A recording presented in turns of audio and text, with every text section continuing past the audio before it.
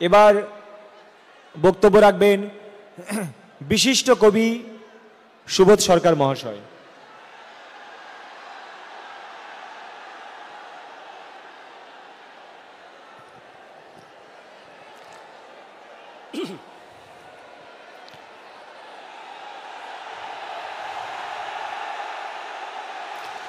আমি জানি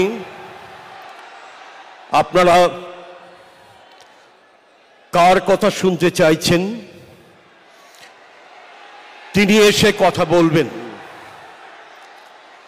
আমি 2 মিনিটে একটি ছোট্ট কথা আপনাদের বলি।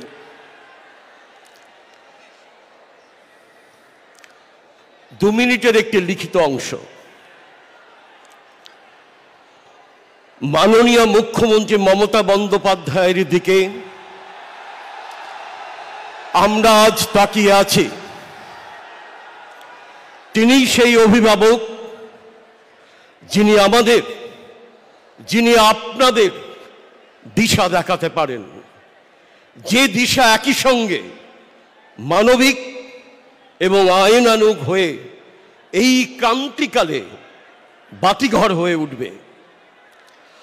আপনাদের চোখের জল আমাদের সবার চোখকে সিক্ত করে চলেছে। আপনাদের হাহাকার আমাদের বিদীর্ণ করে চলেছে। আমরা ঘুমোতে পারছি না।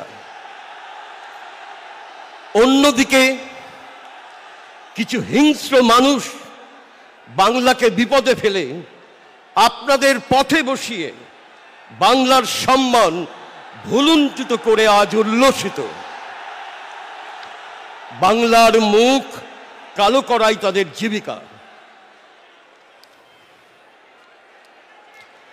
আজ আমাদের সেই দিন যখন চোখ মুছে মাথা তুলে ধ্বংসস্তূপ থেকে উঠে দাঁড়াতে হবে।